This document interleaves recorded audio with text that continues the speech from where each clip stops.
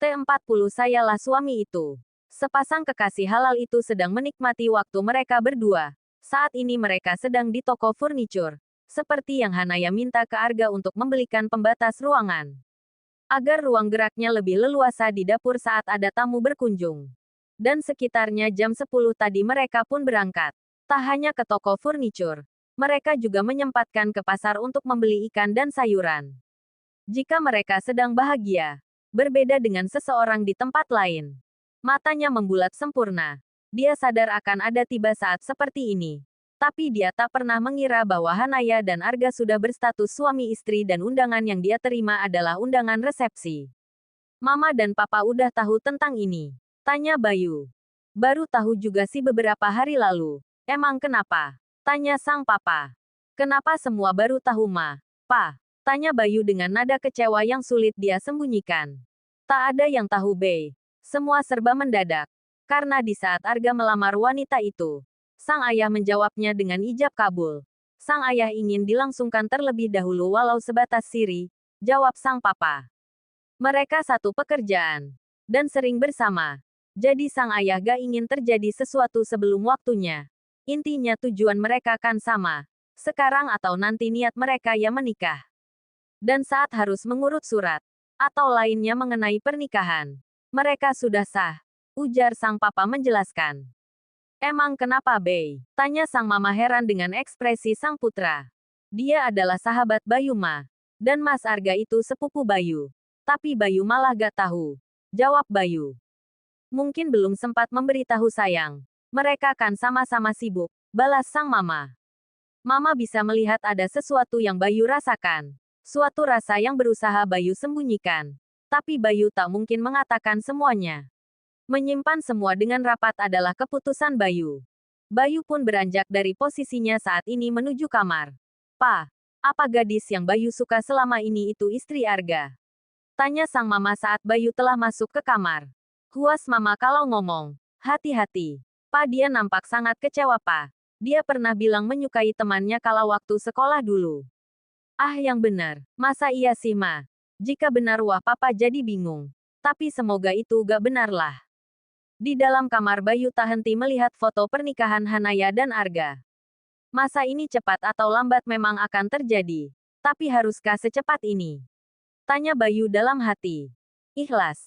Apa sebenarnya ikhlas itu? Bibirnya berkata ikhlas. Tapi hatinya sakit. Inikah keikhlasan itu? Jika bukan, lalu bagaimana ikhlas yang sesungguhnya? Tak mudah menyimpan cinta bertahun-tahun.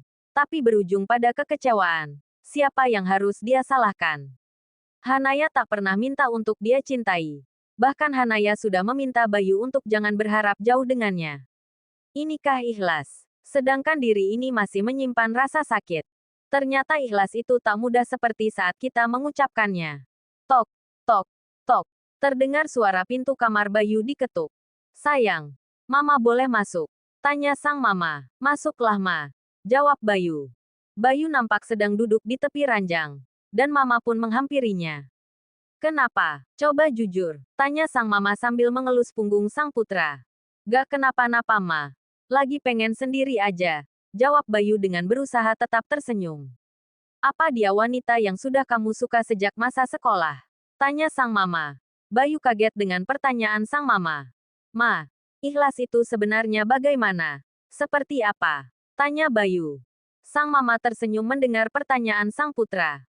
Ikhlas itu seperti surat Al-Ikhlas. Jawab sang mama dan itu membuat Bayu mengerutkan keningnya. Ikhlas itu seperti surat Al-Ikhlas. Yang tidak ada kata ikhlas di dalamnya. Selama ikhlas masih terucap, itu berarti belum ikhlas. Karena hanya dia yang ikhlas. Yang senantiasa berbuat tanpa mau menyebutkan keikhlasannya. Ujar sang mama lagi. Memang tidak mudah. Tapi tetap harus melakukannya. Karena dengan kita terus berusaha, maka kita akan menemukan titik keikhlasan itu. Bayu berusaha keras Ma. Tapi gak mudah. Kadang timbul pertanyaan kenapa harus Mas Arga. Nah, itu namanya kamu belum ikhlas. Kalau sudah ikhlas mau dengan siapapun dia, kamu gak akan mempertanyakannya. Gak akan mengungkit semuanya. Kamu yang lebih dulu mengenalnya. Kamu yang lebih tahu dia dan semuanya. Kamu yang menjaga dia dan lainnya. Bukan hanya hubungan persahabatan yang harus kamu jaga. Hubungan persaudaraan juga harus kamu jaga sayang. Anak mama ini laki-laki yang hebat. Bayu pasti bisa.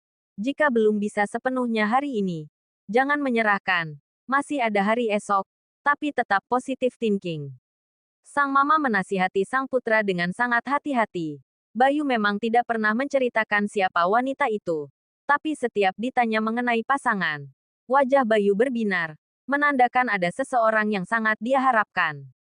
Bayu menyandarkan kepalanya di pundak sang mama. Kini lebih tenang. Karena saat ini dia memang butuh sandaran. Dan untuk seorang anak, ibu salah satu tempat bersandar yang ternyaman. Persiapan diri kamu. Kita harus menghadiri pernikahan mereka. Iya, Ma. Makasih ya, Ma. Sekarang Bayu lebih lega. Ternyata menyimpannya gak mudah. Padahal ada mama yang selalu setia mendukung Bayu. Balas Bayu, lalu memeluk erat sang mama. Dialah sang maha pemilik yang sebaik-baiknya tempat kita mengadu. Tapi berbagi dengan mereka yang terkasih juga salah satu jalan untuk kita membuka jalan pikiran. Selama tempat kita berbagi itu tepat, maka jalan yang akan dia tunjukkan pun tak akan lari dari ketentuan Sang Maha Pencipta. Doain Bayu ya, Ma. Ikhlas yang Bayu punya benar-benar seperti surat Al-Ikhlas. Bukan hanya ikhlas di bibir saja. Doa seorang ibu selalu berharap kebaikan untuk anak-anaknya. Dan Mama yakin, Allah sudah siapkan jodoh terbaik untuk anak Mama ini. Ya udah Mama keluar ya. Kalau gak bisa ke kantor ya gak usah berangkat. Istirahat aja di rumah. Insya Allah bisa kok, Ma. Bayu udah lebih lega. Lagi pula jika Bayu mengurung diri itu menandakan Bayu belum sepenuhnya belajar ikhlas. Sang mama langsung menghujani sang putra dengan kecupan di kening berkali-kali. Rasanya 3 hari tak cukup Arga menghabiskan waktu berdua. Bahkan Arga sudah mempersiapkan tempat honeymoon mereka setelah acara resepsi nanti. Kini mereka harus sudah kembali ke rutinitas kantor. Mas, Naya agak gimana gitu untuk ke kantor, ujar Hanaya dalam perjalanan menuju kantor. Seperti biasa aja Nay. Mobil Arga sudah berhenti tepat di depan pintu masuk kantor. Tapi mereka belum juga kunjung keluar dari mobil. Arga mengecup kening Hanaya. Jangan mikir yang tidak-tidak. Semua berjalan sebagaimana mestinya. Bedanya Mas bisa bebas mau genggam istri Mas yang cantik ini, sambil mencubit singkat hidup Hanaya. Tuh kan, itu namanya gak profesional. Protes Hanaya. Kan Mas bosnya. Hehehe. Mereka pun turun dari mobil. Seperti biasa mobil akan diparkiran oleh Pak Satpam. Tak bisa dielakkan ada pandangan mata yang terfokus pada Hanaya.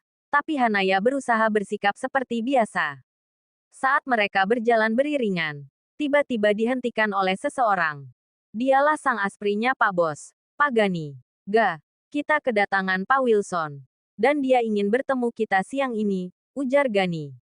Kok mendadak gini? Tanya Arga. Gue juga baru tahu tadi. Dia dalam perjalanan, jawab Gani. Kalau gitu biar saya urus penyambutan mereka. Biasa Pak Wilson suka menu makanan apa ya Pak? Tanya Hanaya ke Gani. Hanaya benar-benar bersikap profesional. Dia suka makanan khas Italia. Nanti kita pesan online aja, jawab Gani. Berarti beliau sudah terbiasa makan makanan Italia. Maka saya izin akan menambah menu lain. Makanan khas Sunda, ujar Hanaya. Ya sudah sekarang langsung ke ruangan saya saja. Dan kamu Hanaya, saya mau kamu sajikan kopi yang biasa kamu seduh untuk saya, tita Arga dengan profesional. Baik Pak, saya akan minta bantuan Bu Sari, jawab Hanaya dan Arga menjawab dengan anggukan kepala, dan Hanaya pun langsung menuju pantry. Istri lo itu profesional banget, bisik Gani. Dan Arga hanya membalas dengan senyum bangga atas istrinya. Kalian lihat dan dengarkan. Mereka benar-benar gak nampak seperti sepasang suami istri, bisik petugas resepsionis. Iya, salut ya sama Bu Hanaya. Yang ditunggu telah datang. Ruangan VIP perusahaan ini juga sudah siap. Hidangan juga sudah siap untuk disajikan oleh para petugas pantry. Pak Wilson dan para rekannya disambut langsung oleh Arga, Hanaya, Gani dan juga beberapa kepala divisi. Apa kabar Pak Arga? Sapa Pak Wilson. Alhamdulillah baik Pak. Mari kami sudah menyiapkan hidangan. Balas Arga. Mereka semua pun menuju ruang VIP. Hanaya nampak berbincang dengan sekretaris Pak Wilson. Ini kali kedua merek bertemu saat di luar kota. Jadi sudah lebih akrab. Bu Jessie ada rencana lain? Tanya Hanaya. Kalau Bu Hanaya berkenan membawa saya jalan-jalan di kota ini, jawab Jessie. Insya Allah nanti saya usahakan jika sudah dapat izin, balas Hanaya. Mereka pun sampai di ruang VIP. Aneka makan Itali dan khas Sudan sudah tersaji. Lihat Jessie. Kita benar-benar disambut dengan hangat, ujar Pak Wilson. Benar sekali Pak. Mereka pun mengambil posisi duduk. Hanaya duduk tepat di samping Jessie. Saya tertarik dengan aroma kopinya. Dan tampilan menu makanannya, ujar Pak Wilson. Silahkan dicicip Pak, ujar Gani mempersilahkan. Pasti itu. Oh ya sama mau memperkenalkan ini Pak Andre. Dia salah satu investor di perusahaan kami, ujar Pak Wilson. Salam kenal Pak Andre. Sapa Arga dan disambut pula oleh Andre dengan baik. Mereka pun menikmati hidangan yang tersaji. Dan kopi seduh Hanaya cukup membuat Pak Wilson ketagihan. Oh ya Pak Arga. Saya lihat sekretaris Anda cukup ramah dan cantik. Boleh saya minta kontaknya? Tanya Andre. Mendengar permintaan dan pujian yang Andre berikan untuk istrinya membuat raut wajah Arga berubah. Tiba-tiba Andrea menaruh potong udang ke piring Hanaya. Dan itu cukup membuat Hanaya kaget apalagi Arga. Terima kasih Pak Andre. Maaf saya bisa ambil sendiri. Dan lagi pula saya tidak makan udang, ujar Hanaya berusaha tenang. Sesekali melihat ekspresi sang suami. Katakan apa yang Bu Hanaya suka. Tanya Andre. Sudah cukup Pak. Saya tidak terbiasa makan banyak. Jawab Hanaya dengan penolakan yang cukup halus. Sayang sekali. Jika ada waktu luang, bolehlah berbagi waktu. Ajak kami jalan-jalan. Gani tahu Arga sedang menahan diri. Tapi Andre tak henti mengajak Hanaya berbincang. Hanaya tersenyum kecut. Saya siap menjadi tour guide Pak Andre, ujar Gani menengahi. Pak Gani ini gimana? Jika jalan dengan Pak Gani mana ada istimewanya? Balas Andre. Gani kehabisan kata. Ekspresi Arga sudah tak bisa Gani prediksi. Entah apa yang akan Arga lakukan selanjutnya. Maaf Pak Andre. Saya sudah menikah. Dan tidak mungkin saya keluar dengan pria lain. Sekalipun saya belum menikah. Saya juga tidak akan mungkin keluar dengan yang tak seharusnya. Ujar Hanaya berusaha tenang. Dia tak ingin sang suami merusak citranya di depan rekan bisnisnya. Hanaya bisa melihat amarah yang siap meledak dari diri sang suami. Bu Hanaya sudah menikah. Kapan? Tanya Jessie antusias. Baru 3 pekan Bu Jessie. Maka dari itu tadi saya bilang akan menemani Bu Jessie jika sudah mendapatkan izin, jawab Hanaya. Wah, siapa pria beruntung itu Bu Hanaya? Tanya Pak Wilson. Hanaya baru akan menjawab. Tapi sudah lebih dulu dipotong oleh Andre. Bu Hanaya dengan posisi ibu. Dengan wajah cantik ibu. Hati-hati dalam memilih. Harus cari yang di atas jenjang karirnya, ujar Andre. Pak Gani bisa ambil beberapa lembar undangan di ruang kerja saya, titah Arga ke Gani. Gani mengerti dan menurut bergegas beranjak ke ruangan Arga. Tak butuh waktu lama Gani sudah kembali. Saat Gani pergi Pak Wilson cukup penasaran undangan apa. Tapi Arga memintanya untuk menunggu sampai Gani kembali. Gani pun kembali dengan membawa beberapa lembar undangan pernikahannya. Diserahkannya ke Arga. Dan tak perlu basa-basi. Arga langsung memberikan undangan itu ke Pak Wilson dan yang lain. Pak Wilson mengerutkan kening saat membaca nama yang ada di halaman depan undangan itu.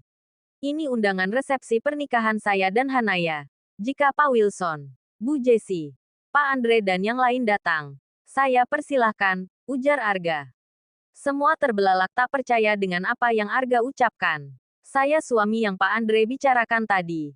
Harus lebih tinggi posisinya. Sayalah suami itu, tambah Arga dengan senyum mengembang.